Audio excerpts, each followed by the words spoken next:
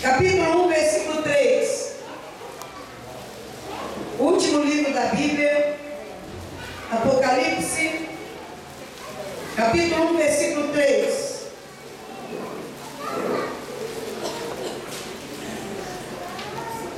Quem achou, diga amém. Amém. Diz assim: bem-aventurados aqueles que leem e aqueles que ouvem as palavras da profecia e guardam as coisas nela escritas, pois o tempo está próximo. Diga: lê, ouve e guarda a palavra de Deus. Amém. Pode assentar aí no seu lugar. Louvado seja o nome do Senhor.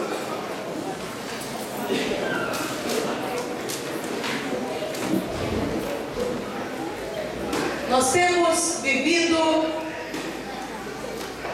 um tempo de enganos, tempo de cegueira espiritual. Isaías, ele fala assim: tragam aqueles que têm os olhos, mas não veem, aqueles que têm ouvido, mas não ouvem. Quando Isaías estava dizendo isso, ele estava falando de um povo que ouvia, mas não tinha conhecimento da palavra do Senhor. Existem pessoas que elas têm um ouvido bom, porém a palavra de Deus elas não conseguem ouvir. Elas têm as vistas boas, mas não conseguem enxergar. E a palavra de Deus é a única que pode trazer transformação para a nossa vida. A palavra de Deus, ela é instrumento de transformação, instrumento de mudança de vida, de caráter.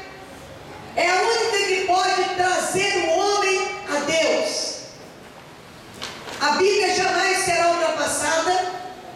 A Bíblia jamais será um livro ultrapassado, porque a palavra de Deus diz que passarão os céus e a terra, mas as palavras de Deus jamais passarão. A palavra de Deus diz que a Bíblia, a palavra de Deus, é lâmpada para os nossos pés, luz para os nossos caminhos. Quem anda na palavra enxerga. Quem tem a palavra dentro de si, ela enxerga. O que faz a pessoa ser cego espiritual é porque ela não conhece a palavra de Deus. A Bíblia diz lá no livro de João, Evangelho de João 6,32: e conhecereis a verdade, e a verdade vos libertará. Essa libertação que o Senhor está falando aqui é a libertação dessa cegueira, dessa surdez espiritual. Amós, ele diz assim: olha, vai chegar um tempo onde o povo vai ter fome, não de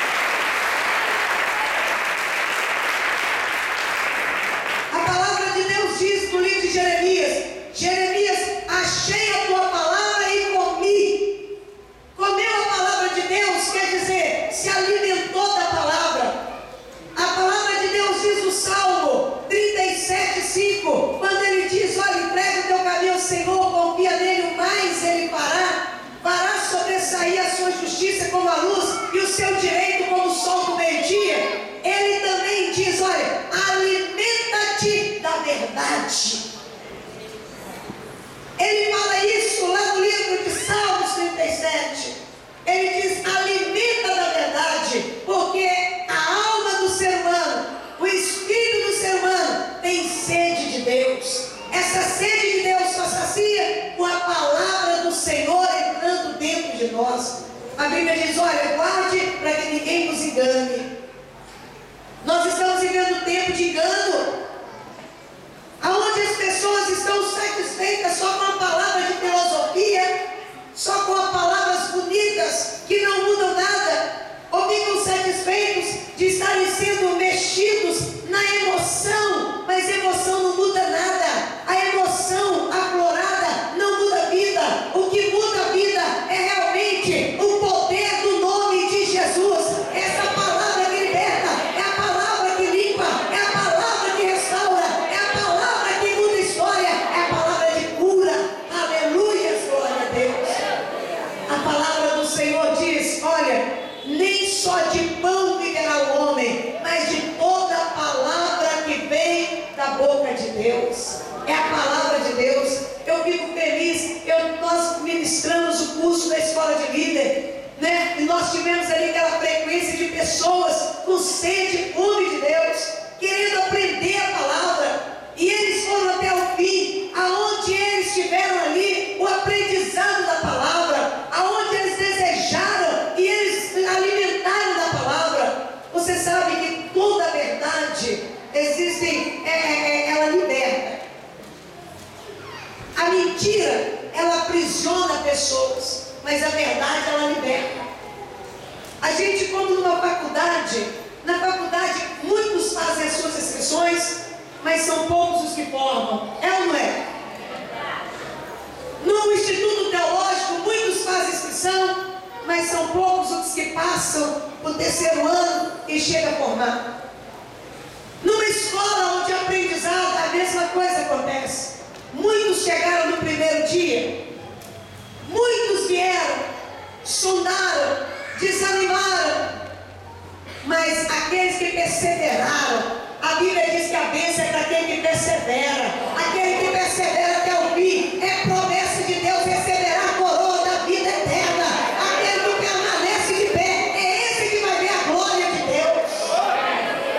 E essa palavra que não nos deixa, olha, ser ameaçado pelo engano. Meus irmãos, hoje nós temos aí igrejas, não vou dizer igreja, templos, que tem placas bonitas e nomes até maravilhosos, até nomes bíblicos, que não passam de centro de macumba. Hoje nós podemos ver como que o engano está sendo semeado no meio do povo. Aquilo que o Evangelho já foi limpando, que é idolatria, e muitos hoje, mesmo não sendo Evangelho, já não tem idolatria, o diabo vem trazendo novamente. O engano, Satanás, ele é sujo, o maligno é sujo, e ele quer de todo jeito trazer o engano para que aconteça como no passado. Meus irmãos, todos sabiam que Jesus tinha morrido, e todos sabiam que no terceiro dia Jesus ia ressuscitar. Jesus não deixou ninguém enganado, ele contou tudo o que ia acontecer. Assim como hoje ele conta no livro de Apocalipse, conta o que vai acontecer. Se você quer saber o futuro, leia o livro de Apocalipse. Mas as pessoas ficam dispersas.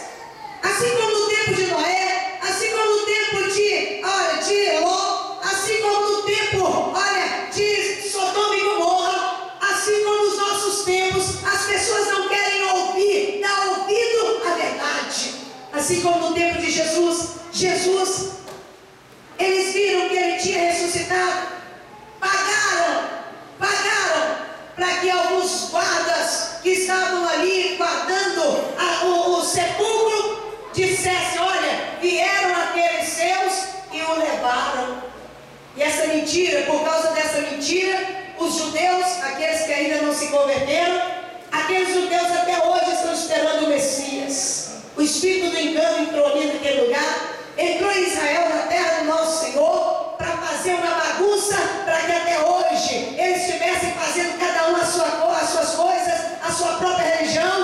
esperando o Messias, por causa de uma mentira. Mas o Senhor deixou a verdade, dizendo que Ele ressuscitou e está vivo à direita do Pai. E é essa palavra que é lâmpada para os nossos pés, essa palavra que traz vida. E essa palavra diz que esse mesmo Senhor, que eles viram ali, é o mesmo que eles viram subindo, é o mesmo que vai voltar para buscar a sua igreja. Aleluia! Prepara Israel para encontrar o Senhor que é Deus.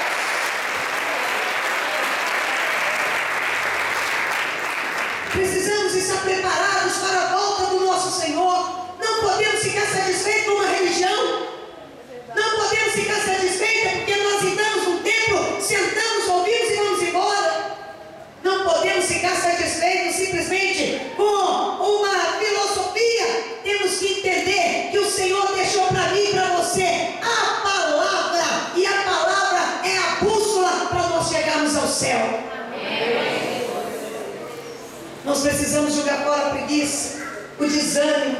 Ai, pastora, eu começo a ler a Bíblia e me dá sono. Eu quero te dar uma receita. Anda, leia andando dentro da sua casa. Eu faço muito isso. Eu pego a Bíblia e saio andando na casa, pela casa fora e vou lendo.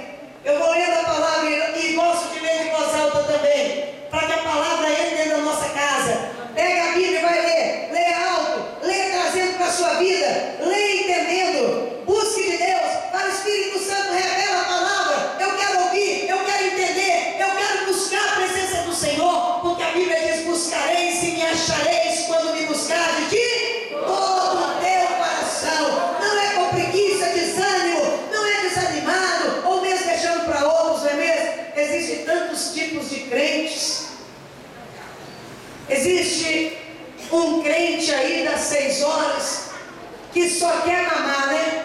Ele diz: olha, você está indo para a igreja 6 horas lá para mim, mas não quer nunca tomar uma posição de ler Bíblia, de falar com Deus. A Bíblia diz: o justo clama e o Senhor atende.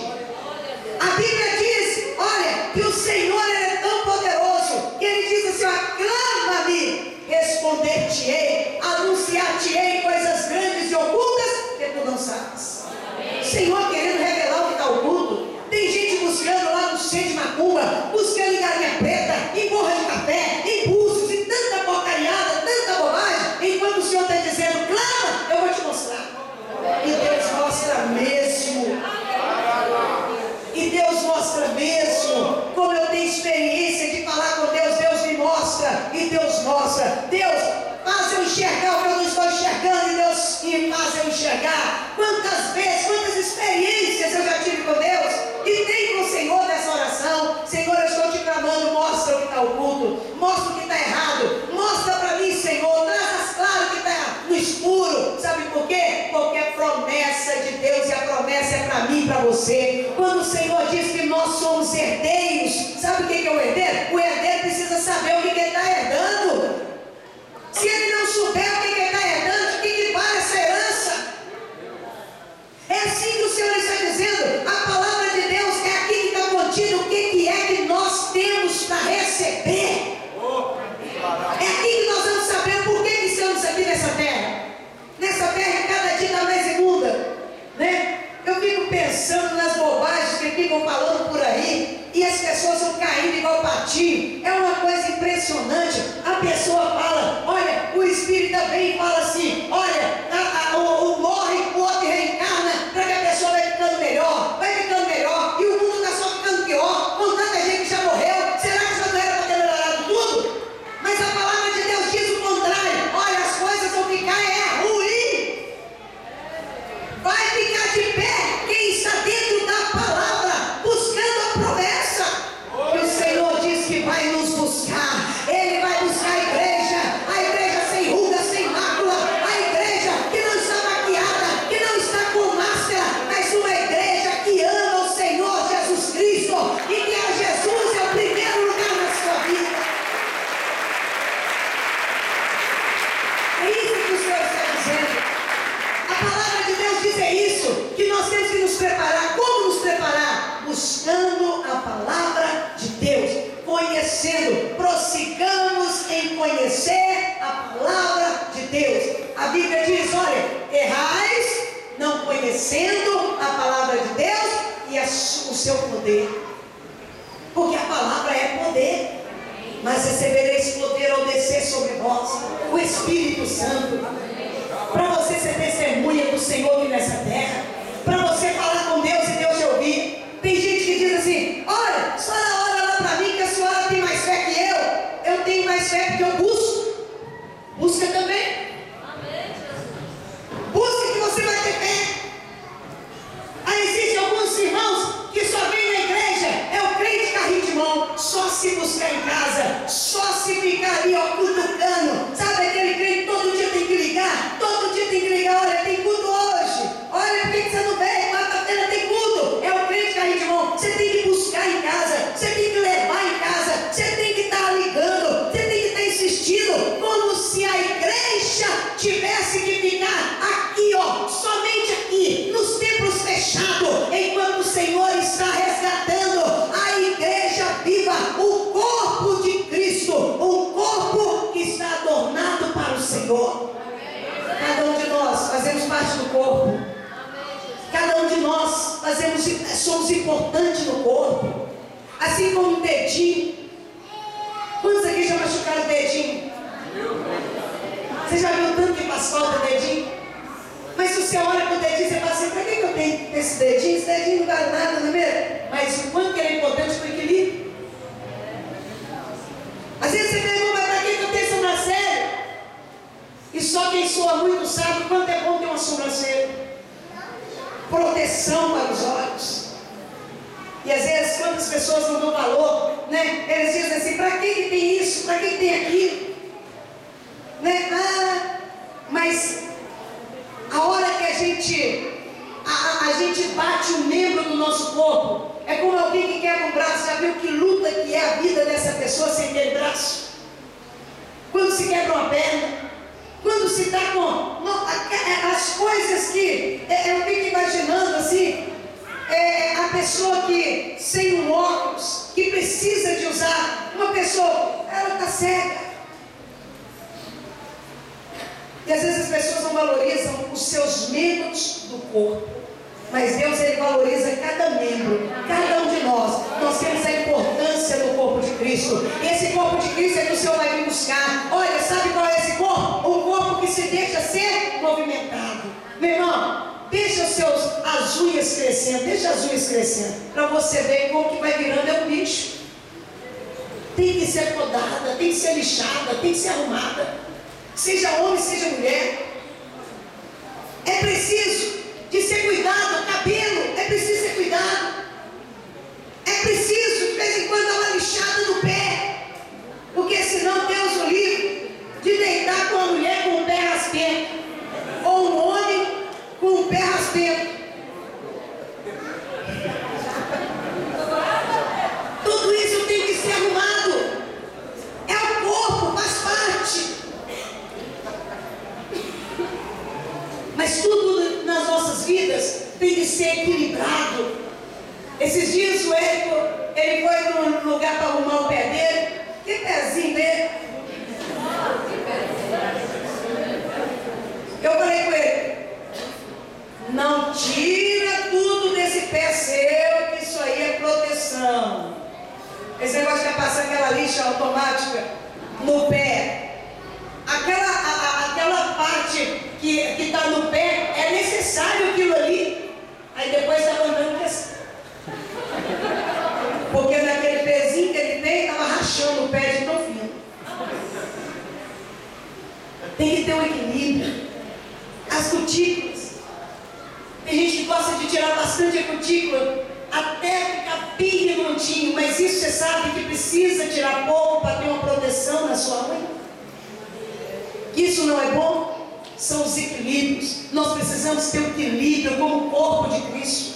É necessário ter um equilíbrio. Você pode até fazer, porque se eu deixar a sobrancelha dessa grossura, você muda, vira a coisa mais horrível. Fica sem fazer sobrancelha, você vira um negócio esquisitíssimo.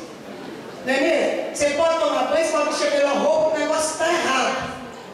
Você faz a sobrancelha, parece que você lavou o rosto, né? Mas você não pode tirar ela toda. Imagina você sem a sobrancelha. São coisas, são equilíbrios que nós precisamos ter. E esse equilíbrio só se acontece com a palavra de Deus. É conhecendo a palavra, é conhecendo. Tem pessoas aqui que vão parar de passar aquela lixa todo dia no pé, que é aquele pé lisinho, meu filho, você passa creme com a meia para hidratar aquele pé. É assim que eu faço. Eu ponho a meia, nem que seja um tempo de calor, nem que seja de dia. Ponho o tênis ali no pé com uma meia, ou mesmo no frio, passo um creme bom. Se não tiver um creme bom, passa até um óleo de cozinha, passa que é melhor. Passa aquilo ali para trazer o equilíbrio ao pé. Vai estar tranquilo, tendo a proteção do pé. Equilíbrio. A palavra de Deus, ela traz o equilíbrio. A palavra de Deus faz com que Deus, Ele tire o que precisa tirar, mas aquilo que tem que deixar, tem que deixar. Aquilo que tem que sair, tem que sair, para que haja equilíbrio. E esse equilíbrio vem através do conhecimento da palavra de Deus. O equilíbrio na nossa vida. O equilíbrio que traz uma projeção da nossa vida de verdadeiros cristãos. Se você quer ser um verdadeiro cristão, olha, se espelhe em Jesus. Se você quer estar, olha, se você quer estar como um verdadeiro cristão, deixa eu te dizer uma coisa: pare de olhar para os homens, somos imperfeitos. Olhe para Jesus. Olhe para Jesus. A Bíblia diz que não há um justo sequer. Não existe um ser humano justo. Não existe um ser humano justo. Pastora Elza não é justa, ela não é perfeita. Olha, padre nenhum, pastor nenhum, papa nenhum, não existe. A Bíblia diz, olha, que não existe um justo sequer. O único justo é o Senhor Jesus. Nós estamos aqui nessa terra para Deus ir lixando, para Deus ir tirando, para Deus ir voltando, para Deus ir fazendo de cada um de nós homens e mulheres que vale a pena, que quando Jesus voltar, Ele vai nos levar. Não terá peso de pecado, não terá peso de iniquidade, porque o que faz separação entre Deus e o homem é o pecado. E esse pecado tem que sair através da palavra. A palavra de Deus diz, olha, se confessar os vossos pecados, Ele é fiel e justo para perdoar, e o sangue de Jesus te purifica de toda imundícia. Sabe por que muita gente se julga tão sujo, porque não conhece a palavra de Deus que limpa, que purifica, que perdoa os pecados, que se você confessar o pecado a Deus, porque não existe homem nenhum que pode tirar seu pecado, não existe. Você pode até contar para mim se você quiser alguma coisa para me orar, ajudar você em oração, mas eu não tenho poder de perdoar seus pecados, a não ser que você tenha pecado contra a minha vida.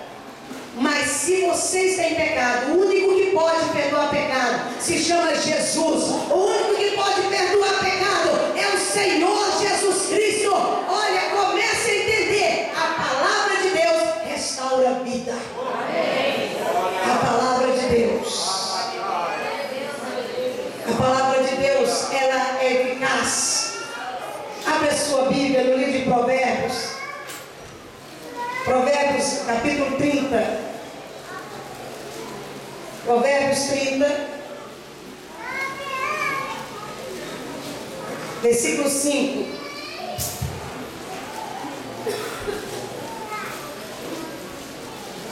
Acharam? Provérbios capítulo 30, versículo 5 diz assim: toda a palavra de Deus é pura. Diga, toda a palavra de Deus é pura. Ele é escudo para os que nele confiam. Escudo, amado, olha, escudo nos protege. A palavra protege. Por isso que Jesus, ele vence o inimigo com a palavra, porque a palavra protege. A palavra de Deus, ela é limpa. Não precisa duvidar da Bíblia. A Bíblia era uma só. Não existe Bíblia de um, Bíblia de outro. A Bíblia é Bíblia. Ela é a palavra de Deus. 66 livros. A palavra Bíblia simboliza coleção de livros. São 66 livros na Bíblia. 66 livros inspirados por Deus. 40 escritores escreveram a Bíblia, mas escreveram aquilo que Deus mandou. E a Bíblia é tão sagrada que quando você lê, ela é viva. Você pode ler a Bíblia esse ano, você pode ler o ano que vem de novo, você lê ela de novo e você vai estar sempre Deus falando com você. Por isso, nessa noite de formatura, nessa noite tão especial, eu quero levar você a entender que o crente só vai ficar de pé se tiver com a palavra de Deus. Sem a palavra de Deus, uma hora cai, uma hora não tem força para vencer, uma hora o diabo leva para outro caminho, porque a palavra de Deus é a bússola para a nossa vida. E nesse momento você possa colocar no seu coração: eu quero conhecer a palavra de Deus. A Bíblia fala até sobre a santidade, o Salmo 119. A Bíblia diz: olha, guardei a tua palavra para não pecar contra ti. Quando nós estamos na palavra de Deus, a gente foge do pecado. A Bíblia diz assim: como será que o jovem pode permanecer santo? Aí ele responde: lendo a palavra de Deus. Como que o jovem pode ser santo? Lendo a palavra, não é assistindo programas imorais, não é assistindo pornografia, não é lendo porcaria, não é entrando na internet nas porcarias, não, é guardando a palavra de Deus. Como um marido pode ser fiel, como uma esposa pode ser fiel? Lendo a palavra de Deus e guardando essa palavra no seu coração. O mundo jaz no maligno. Ou você é de Deus ou é do outro. E para ser de Deus, precisa conhecer a palavra de Deus. Busque a palavra, tire um tempo para Deus, leia andando pela casa, mas leia a palavra de Deus. Amém? Seja o que for que o inimigo se levantar, ele vai ter que cair. Sabe por quê? Porque a palavra é escudo para cada um de nós. A palavra de Deus é espada. Espada, ela tanto serve para ofender como para defender. É ou não é, igreja? A palavra de Deus é espada na mão do guerreiro, do quibor. Nós aprendemos sobre o quibor. O quibor é o guerreiro do Senhor. Um quibor que não tem a espada não é quibor. É aquele que está na primeira chamada, é o que morre primeiro. Mas aquele que está armado, aquele que conhece a palavra, ele fica de pé até o fim. Amém? Fique de pé no seu lugar nesse momento. Põe a mão no seu coração. Eu quero pedir a Deus que Ele ponha a palavra no seu e no meu coração. Que você tenha prazer de ler a Bíblia. Que você passe a amar a palavra de Deus. Feche os seus olhos neste momento. Feche os seus olhos. Querido Deus e Pai, Senhor, nessa noite tão especial, Pai, eu quero pedir ao Senhor que venha colocar prazer na igreja de ler a Tua palavra. Pai, eu quero pedir ao Senhor que tire a preguiça espiritual, o desânimo espiritual, meu Pai, a falta de interesse com a Tua palavra. Deus, em nome de Jesus, que o Senhor venha levantar, ó Deus, a igreja forte, a igreja que busca, a igreja que ora, a igreja, meu Deus, fortalecida pelo Senhor, a igreja viva. A igreja viva é aquela que está atenta, a igreja viva é aquela que está vigiando e orando para não cair em tentação. Pai, em nome de Jesus, eu declaro abençoado a igreja abençoada, a igreja com os olhos abertos, a igreja com os ouvidos abertos espirituais, a igreja que, ó Deus amado, vai romper barreiras, vai quebrar grilhões através do conhecimento da palavra, a igreja liberta, livre do pecado, livre das forças ocultas das trevas. Pai, em nome de Jesus, a Tua palavra diz, olha, que bem-aventurados são aqueles que não viram, mas creem. Pai, nós não vimos a ressurreição, nós não vimos a morte de Jesus, mas nós cremos na Tua palavra, que diz, olha, que não sejais como Tomé, mas seja crente, seja